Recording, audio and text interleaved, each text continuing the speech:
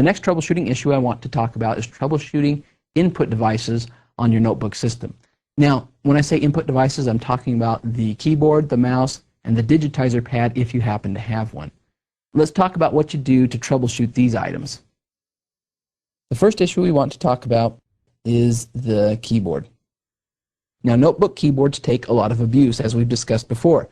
They get dropped, they get smashed. All kinds of bad things happen to the keyboards on a notebook system, above and beyond the normal wear and tear that the keyboard gets in any given organization, where people eat over top of it and they spill things in it and all kinds of things like that. The way you test for a bad keyboard on a notebook system is to plug in a regular keyboard, a desktop system keyboard, and test it with that. Now, most notebook systems will have either a PS2 connector in the back or a USB connector, whichever one you happen to have. Plug in the appropriate type of keyboard. If the notebook system works with the desktop system keyboard, then that's a great sign that the keyboard itself inside the PC is not working properly. What do you do in that situation? Well, you have two different options. Number one, you can order a new keyboard, take the notebook system apart, replace the keyboard. Again, as with most notebook parts, purchasing a keyboard is not terribly cost effective. It is quite expensive. Another option you have is to leave that regular keyboard plugged in and convert the notebook system into a desktop. And you know what? I've seen lots of companies do that, and it seems to work very well for them. Another issue we want to deal with is the mouse. Now, again, most notebook systems have a PS2 port or a USB port that you can plug a mouse in. I want you to do the same thing. Plug in a regular mouse, desktop mouse, and see if it works. If you're running plug-and-play operating systems such as Windows 98, Windows 2000, or Windows XP, it should automatically detect the mouse when it's plugged in. If it's a PS2 port mouse, you may need to restart the system. If it's a USB mouse, you can just plug it in and run. Either way, if the system works with the mouse that's plugged into the back, then that indicates that there's a problem with the built-in mouse. Now, most notebook systems either use a mouse pad. That seems to be most popular nowadays. And there are still some systems that are built with a little joystick mouse that's inside the keyboard. Either way, you've got a problem. Now, most of the time when I've run into problems with the built-in mouse on a notebook system, it's not actually the mouse itself that's bad. They seem to work reasonably well for a long period of time. The issue tends to be with the driver.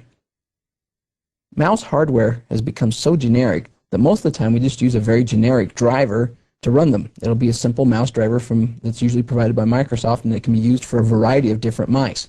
This is not so with the built-in mouse on most notebook systems. Usually they're very proprietary. They require a special driver in order to use them.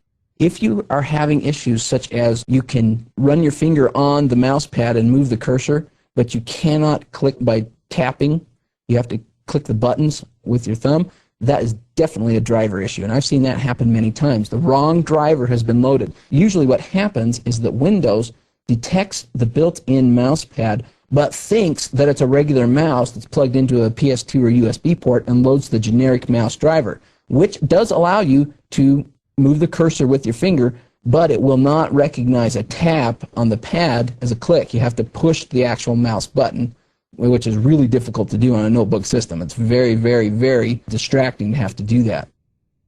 If that happens, you have a driver issue. You need to go to your manufacturer's website and download the latest driver and install it in the system. On rare occasions, the mouse pad itself will go bad. However, that just doesn't happen very often.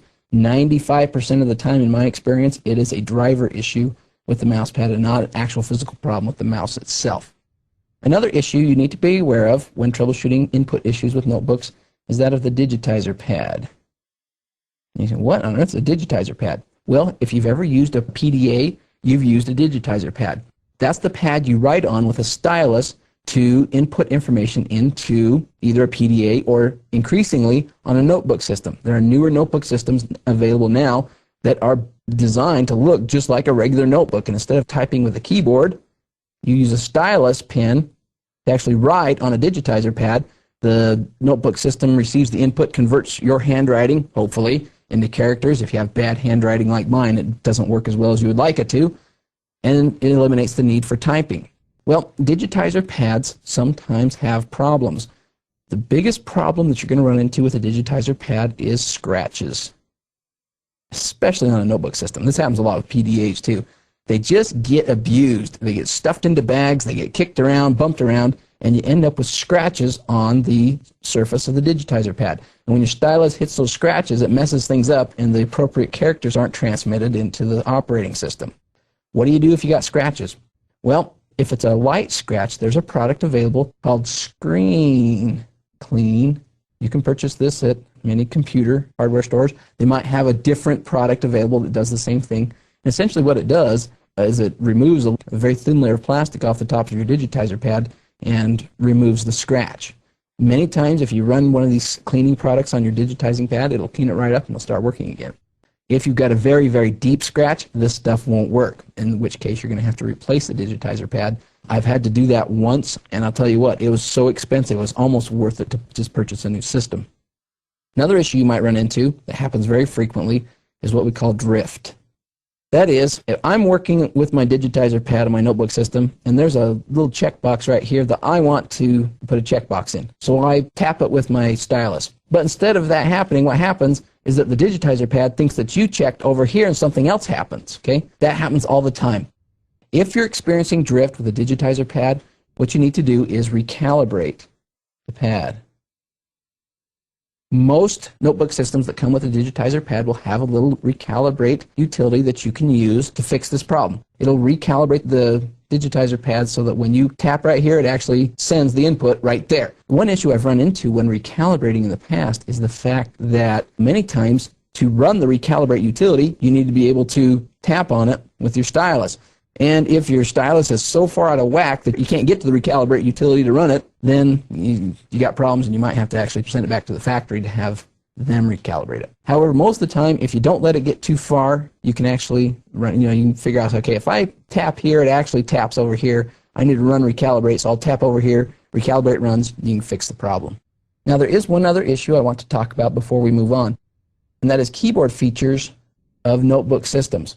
You'll notice that with a standard regular keyboard that's used with a desktop system, you have your alphanumeric keyboard on the left side, you have your function keys, and then over on the right you have a 10-key pad. Well, most notebook systems, to save space and make them small, do not include the 10-key over on the side. However, you can emulate 10-key functionality by pressing down your function key and pressing a certain key, like maybe a function F1 or something like that, which will then convert your alphanumeric keys into a 10-key pad. On occasion, I have had users complaints like, my keyboard isn't working on my notebook. I type something and something weird appears on the screen. After checking, what had happened is they'd accidentally hit the function key and the particular key that enabled the 10-key pad, which then, of course, when they typed, instead of typing the characters they thought they were typing, it was typing numbers. By turning that off, keyboard was up and running again, no problem. Before we end this lesson, there's one other issue I want to talk about, and that is troubleshooting the antenna wires inside your notebook system, the antenna wires that are used for wireless networking. Back in the old days, if we wanted to connect our notebook system to a wireless computer network, we had to install a wireless network card in a PCMCIA slot. Today, however, most notebook systems come with a wireless network adapter built in. The problem that you might run into on occasion is the antenna wire that's used to connect to your wireless network. So we have our wireless hub down here. It's connecting to our notebook system with a radio signal. There are many different issues that you can run into with an antenna. One of the key issues that you need to be aware of is orientation. Theoretically, the antenna inside of this notebook is omnidirectional, meaning it can pick up a signal from any direction. In reality, however, that isn't quite the case. If you've ever worked with a notebook system on a wireless network before, you've probably experienced a situation where you found that if you rotated the notebook a few degrees this way, your signal picked up dramatically. If you rotated it this way, a couple of degrees, you lost your signal. That's because of the location of the antenna wires inside of the notebook system. Depending upon the manufacturer, that antenna could be in a variety of locations. It might be over here, it might be down here, could be any different place. What do you do about the orientation issue? More than likely what you need to do is just educate your users on how a wireless system works and make sure that they know how to orient the notebook system to get the best signal. The problem over here usually is the fact that this wireless signal has to travel through all kinds of things. It might have to travel through a wall. It might have to travel through a person's body because they're sitting between the wireless access point and the wireless card in the notebook system. There's not much you can do. You can buy signal boosters and things like that and put them on your wireless access point, but for the most part, you just need to train your users to orient the antenna in the correct direction. It is also possible for the wireless antenna to become broken, although my experience has been that it doesn't happen very often. If it does, you're going to have to get some specifications for your notebook system, find out where that antenna is located, disassemble the notebook system, find the broken antenna, and replace it. In this lesson, we talked about troubleshooting input issues, and we talked about troubleshooting wireless antenna issues.